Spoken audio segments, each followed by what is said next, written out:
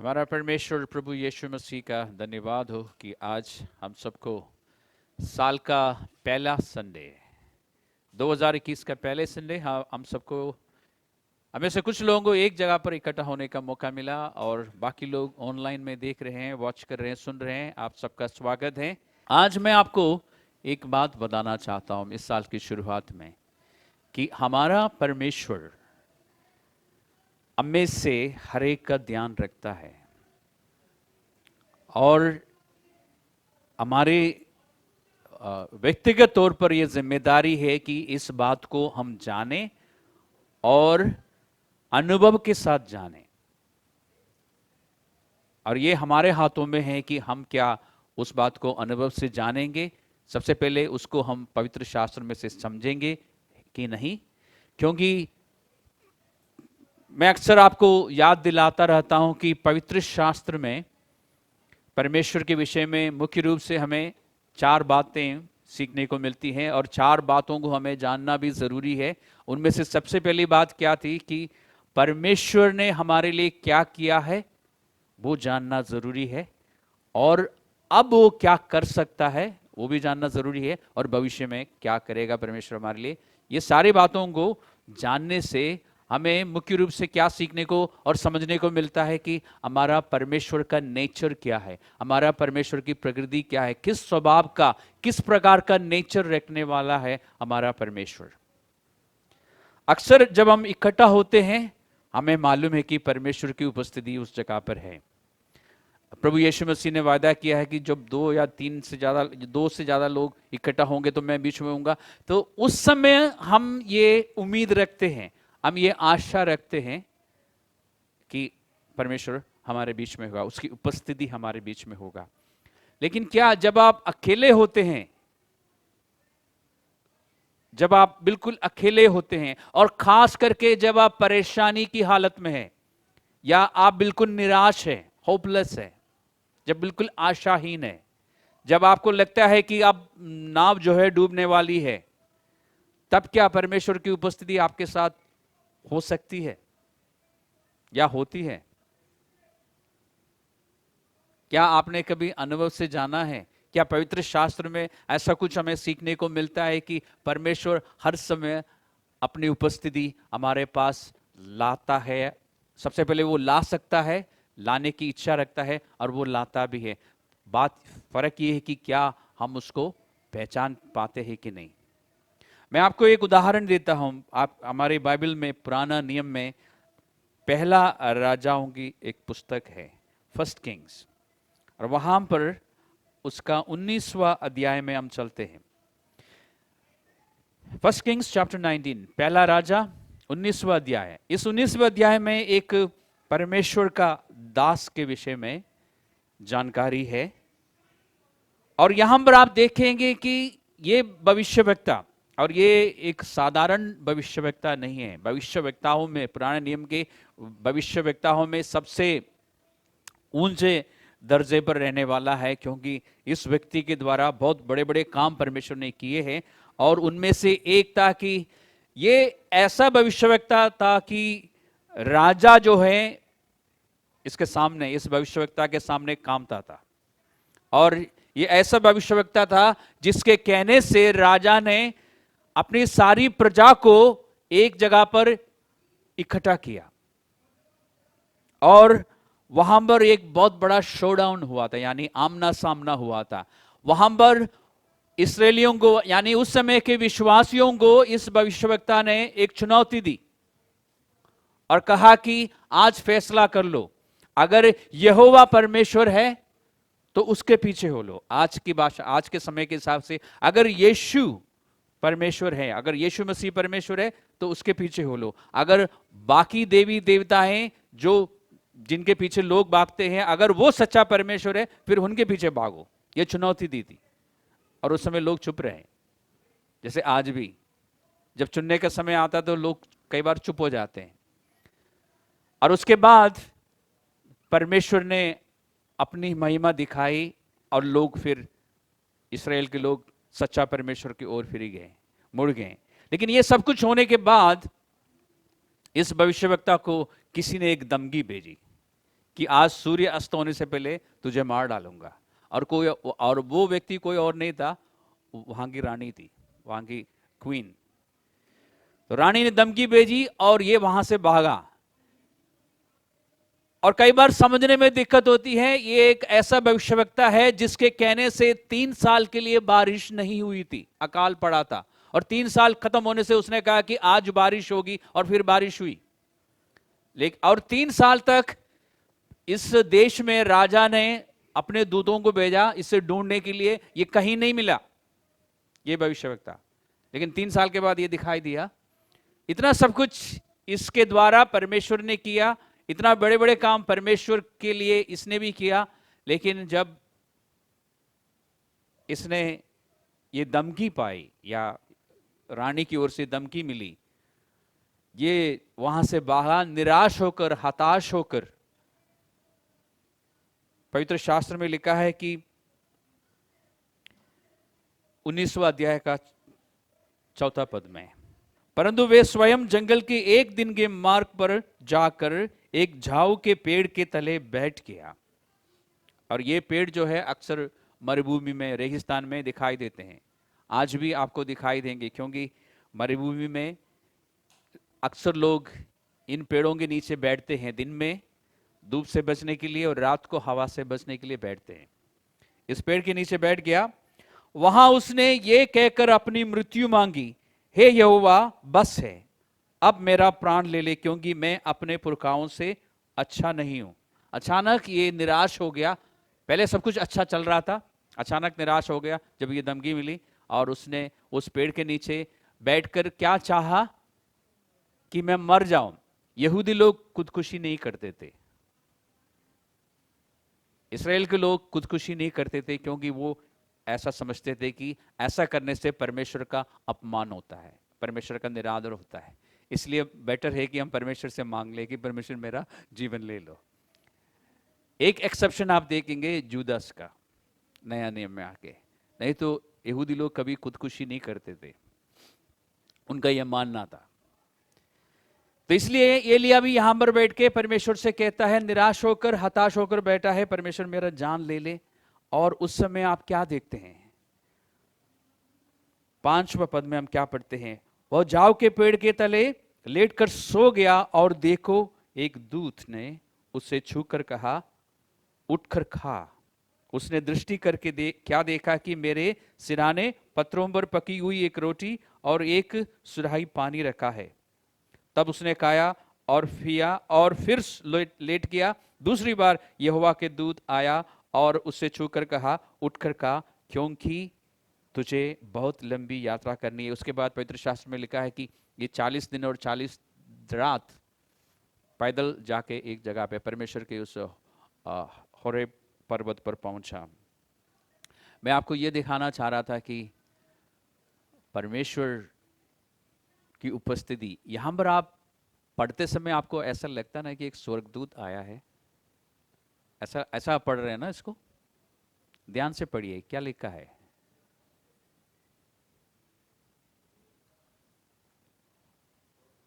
आपने ध्यान दिया, ध्यान से पढ़ा आपने। 7वां पद में देखिए, दूसरी बार यहोवा का दूत।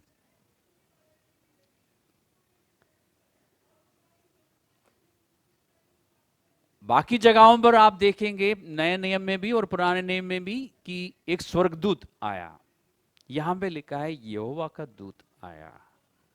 यहोवा का दूत जब बाइबल में इस्तेमाल होता है, वो यहोवा का स्वयं वहां पर होने को दर्शाता है। अब आप कहेंगे कि ये तो बहुत बड़ा भविष्यवक्ता था,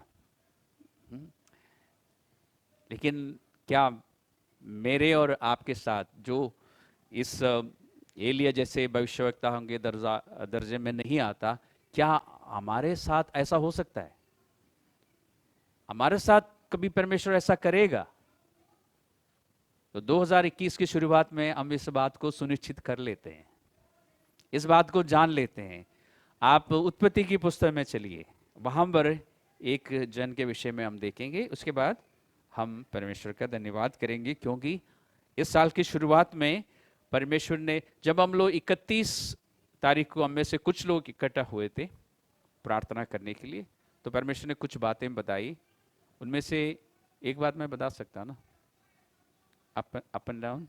आई थिंक परमेश्वर ने बताया है कि ये साल जो है 2021 जो है एक चैलेंजिंग साल होगा हमारे लिए। अप्स एंड डाउन्स, यानी इंस्टेबिलिटी, अस्थिरता, सिर्फ इतना बताया परमेश्वर ने, और एक आश्वासन की बात बताई। लेकिन हम सब परमेश्वर का अनुग्रह को देखेंगे और वो हमारे लिए काफी है। परमेश्वर ने इतना कहा कि चैलेंजिंग है, इंस्टेबिलिटी है, अप्स एंड डाउन्स होंगे, लेकिन साथ साथ ये भी कहा कि सब लोग मेरा अनुग्रह को देखेंगे। और विशेष करके ये हमारे देश के लिए बताया था, पूरे विश्व के लिए नहीं है, हमारे हिंदुस्तान के लिए। तो ये इंस्टेबिलिटी इकोनॉमिकली भी हो सकता है, पॉलिटिकली भी हो सकता है, लेकिन हम सब और हमारे देश के बाकी लोग जो अभी प्रभु को नहीं जानते, वो भी परमेश्वर का अनुग्रह को देखेंगे। उससे ज़्यादा हमें क्या चाहिए? क्योंकि पवित्र शास्त्र में लिखा है ना कि उसका अनुग्रह हमारे लिए काफ़ी है। तो इस 2021 में हम चैलेंजेस को फेस करेंगे, हम चुनौतियों का सामना करेंगे, लेकिन हमारे साथ साथ हमारा परमेश्वर जरूर होगा। हम उसका अनुग्रह में चलेंगे, उसके अनुग्रह के साथ चलेंगे। उत्पत्ति की पुस्तक का 16वां अध्याय में हम चलते हैं। वहां पर मैं आपको एक बात दिखाना चाहूंगा। अभी उस भविष्यवक्ताओं को, बड़े बड़े परमेश्वर के दासों को भूल जाइए, जिनके जो बड़े बड़े लेवल पे काम करते हैं, जिनको आप टेलीविजन में देखते हैं, यूट्यूब चैनल्स में देखते हैं, उन सबको भूल जाइए। अब हम साधारण लोगों की बात करते हैं। इस 16वां अध्याय में हाजिरा नाम की एक दासी है। क्या है? एक दासी। और दासी शब्द सुन के, या अंग्रेजी में मेड सर्वेंट पढ़कर आपको ऐसा लगेगा कि आज के ज़माने में जैसे हमारे घरों में भी मेड सर्वेंट्स आती है काम करने के लिए, झाड़ू पोछा लगाने के लिए आती है। तो ऐसा कोई होगा जो काम करके अपना पैसा गिन गिन के मांगेगी और ले जाती है? ऐसा नहीं है। ये अगर आपके अंग्रेजी में मेड सर्वेंट है और इंग्लिश में दासी है, तो उसको थोड़ा ठीक से समझ लेना। असली मतलब है वो एक गुलाम थी। अब्राहम और सारा की, बल्कि अब्राहम की नहीं, सारा की ये बिल्कुल गुलाम थी। यानी सारा इसके साथ कुछ भी कर सकती है, उसको मार सकती है, पीट सकती है, जान से भी मार सकती है, कोई नहीं पूछेगा, कोई पुलिस नहीं आएगी। एक ऐसी स्त्री अपनी मालिकिन के सताव के कारण घर से भाग गई। और वो दिल्ली से शहर नहीं था, रेगिस्तान की बात हम कर रहे हैं, मिडिल ईस्ट की बात कर रहे हैं। वो भी आज से कम 4000 साल पुरानी बात। और जंगल में वो भी इसी भविष्यवक्ता की तरह एक जगह पे जाके बैठ गई। और 16वां अध्याय का 7वां पद को पढ़िए, वहां से हम पढ़ना शुरू करते हैं। इससे पहले 6वां अध्याय में आप देखेंगे कि वो जब उस सारे ने उसको दुख देने लगी और वे उसके सामने से भाग गई, वो घर से भाग गई अपने बचाव के लिए। 7वां पद में लिखा है कि तब यहोवा के दूत ने उसको जंगल में शूर के मार्ग में जल के एक सोते के पास पाकर कहा, हे सारे की दासी हाजिरा, तू कहां से आती है और कहां को जाती है? इस हाजिरा को कौन मिला?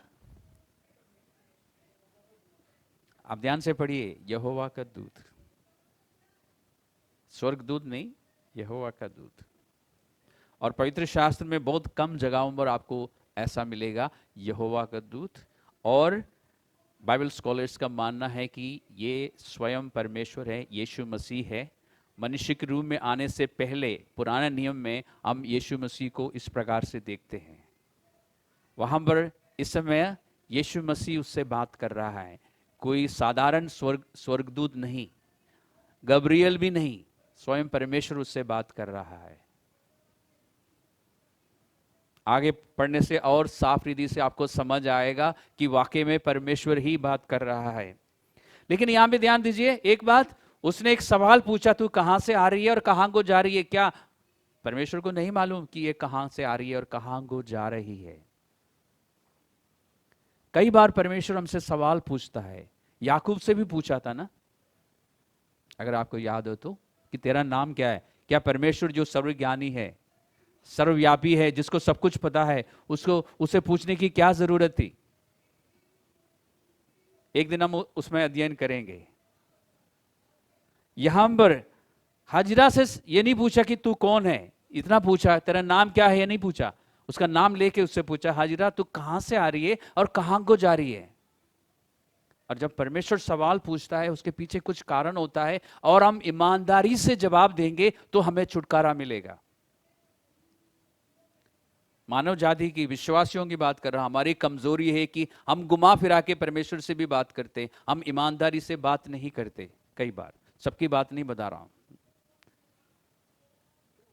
कभी कभी हम परमेश्वर से ईमानदारी से बात करते हैं और हमारा काम एकदम हो जाता है। कभी कभी हम परमेश्वर से सीधी सीधी बात नहीं करते। यहां पर उससे पूछा गया कि तू कहां से आ रहा है और कहां को जा रहा है। उसको क्या जवाब देना चाहिए था? कि मैं यहां से आ रही हूं और यहां को जा रही हूं। और देखिए उसने ईमानदारी से जवाब दिया।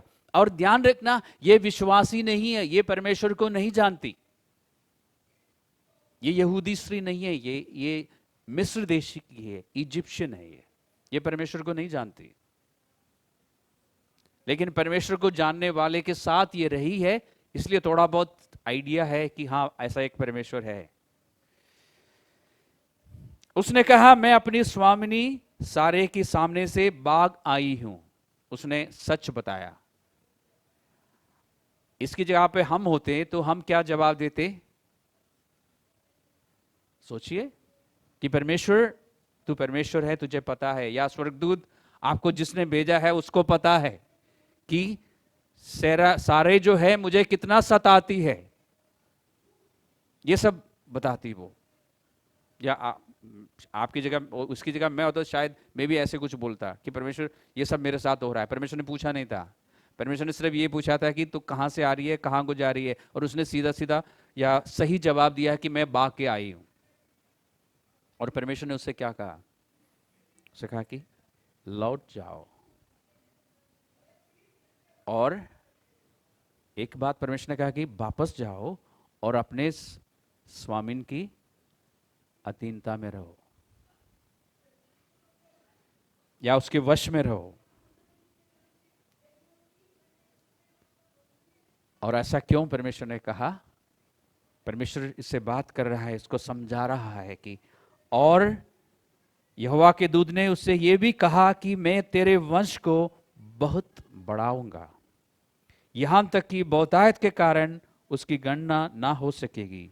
और यहोवा के दूत ने उससे कहा, देख तू गर्भवती है, तू पुत्र जनेगी, तो उसका नाम इश्माएल रखना, क्योंकि यहोवा ने तेरे दुख का हाल सुन लिया है। इश्माएल का अर्थ ही यही है, परमेश्वर जो सुनता है।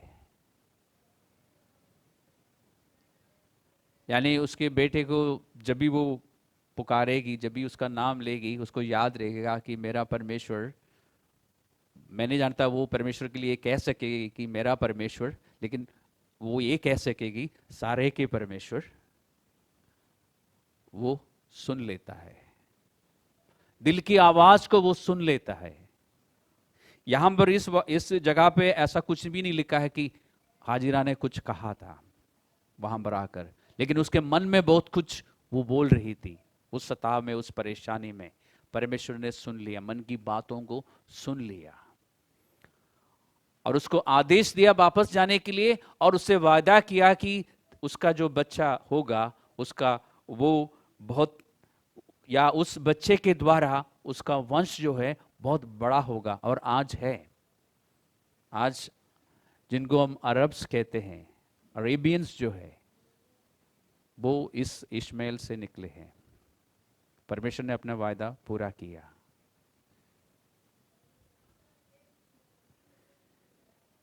एक साधारण स्त्री थी ना, जिसकी कोई योग्यता नहीं है और समाज में इसके इसकी कोई औकात नहीं है। ये काम वाली भी नहीं है, ये तो गुलाम है, जिसका कोई मूल्य नहीं है, कोई क्रेडेंशियल्स नहीं है समाज में। उसके साथ अगर परमेश्वर ऐसा कर सकता है या परमेश्वर ने ऐसा किया है, तो मेरे और आपके साथ ऐसा क्यों नहीं करेगा?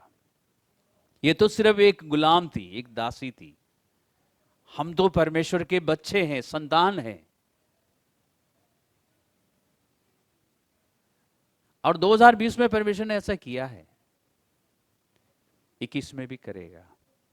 2020 में परमेश्वर ने हमें नहीं बताया था कि चैलेंजिंग ईयर होगा, नहीं बताया था। परमेश्वर ने शुरुआत के महीनों में हमें सिर्फ इतना बताया था कि हर हाल में परमेश्वर में आनंदित रहो और धन्यवाद करते रहो, और साल भर हमने वही किया है। इस साल परमेश्वर ने इतना कहा कि चैलेंजिंग ईयर होगा, अप्स एंड डाउन्स होंगे, लेकिन आश्वासन दिया कि उसका अनुग्रह हमारे साथ होगा, हम उस अनुग्रह को महसूस करेंगे, एक्सपीरियंस करेंगे। और ये हजरा के बारे में अगर आप कभी अध्ययन करना चाहे तो कर सकते हैं, क्योंकि यहां पर बात करते हुए परमेश्वर ने कुछ और भी बातें कही है उसको। क्योंकि यहोवा ने तेरे दुख का हाल सुन लिया और वे यानी इश्माएल जो है, परमेश्वर ने कहा कि वे मनुष्य बनेले गधे के समान होगा, उसका हाथ सबके विरुद्ध उठेगा। तो आज जो हमारे विश्व में जो हो रहा है, उसका कारण क्या है? कारण हम नहीं जानते, लेकिन परमेश्वर ने शुरू से ही बताया था कि इसके द्वारा ऐसा होगा। उसका हाथ सबके विरुद्ध उठेगा और सबके हाथ उसके विरुद्ध उठेंगे। ऐसा नहीं कि परमेश्वर ऐसा चाहता था, लेकिन परमेश्वर क्योंकि भविष्य की बातें जानता है, उसको बता दिया था। और आगे आपको पढ़ने को मिलेगा, इस हाजिरा ने, जो कि परमेश्वर को नहीं जानता, उसने उस जगह पर जहां पर परमेश्वर ने उससे बातें की, उसने उस यहोवा को उसने एक नाम दिया अपनी ओर से। अब 13वें पद में आपको समझ में आता है कि वो परमेश्वर ही था, क्योंकि लिखा है कि उसने यहोवा का नाम, जिसने उससे बातें की थी। इससे पहले हम क्या पढ़ते थे? यहोवा के दूत ने बात की। अब लिखा है यहोवा जिसने उससे बातें की, उसका नाम उसने क्या रखा? इसमें लिखा है कि अता अता एलोरोई, इब्रानी भाषा में उसने नाम दिया, और जिसका मतलब है कि जीवित परमेश्वर जो मुझे देखता है, जिसको मेरी परवाह है, जो मुझे मेरा ध्यान रखता है। उसने परमेश्वर के बारे में इतना जान लिया, इतना इसको समझ आया कि ये जीवित परमेश्वर है और उसको मेरी परवाह है। किसकी परवाह? एक गुलाम की, जिसका काम सिर्फ एक बच्चा जनने का था। उसके बाद उसको पूछने की जरूरत नहीं थी, लेकिन परमेश्वर ने उसको संभाला, उसको आश्वासन दिया, उसके पास आया, उससे बातें करी और उसको आज्ञा दी क्या करना है। ये है हमारा परमेश्वर। वहां पर हमने पढ़ा कि परमेश्वर के एक दास, उसके साथ दिया परमेश्वर ने, उसके वो जब एक झाऊ पेड़ के बीच में, जूनिपर ट्री, आप गूगल में सर्च कर सकते हैं, या द ब्रूम ट्री, उसके नीचे बैठ के सोचा कि अब मेरे लिए मर जाना अच्छा है, तब भी परमेश्वर उसके पास आया, उसकी उपस्थिति आई। उस अध्याय में अगर आप जाएंगे तो आगे पढ़ने को मिलेगा कि उसके बाद जब वो होरेब पर्वत पे पहुंचा, वहां पर फिर परमेश्वर ने उससे बातें करी और उसके सवालों को जवाब दिया। वो इस गलतफहमी में था कि मैं ही अकेला बचा हूं परमेश्वर के लिए, बाकी सब लोगों ने परमेश्वर को छोड़ दिया। परमेश्वर ने कहा कि मैं तुम्हारी गलतफहमी हटाता हूं, और भी लोग हैं जो मेरे प्रति वफादार हैं। उसकी आंखें खोली।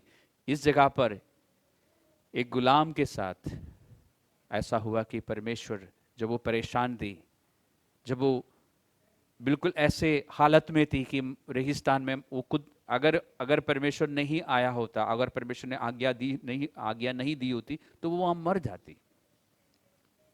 ऐसे समय में अगर परमेश्वर लोगों को संभाल लेता है या ऐसे लोगों को संभाल लेता है, तो क्या परमेश्वर मुझे और आपको नहीं संभालेगा जो हम उसकी संतान है?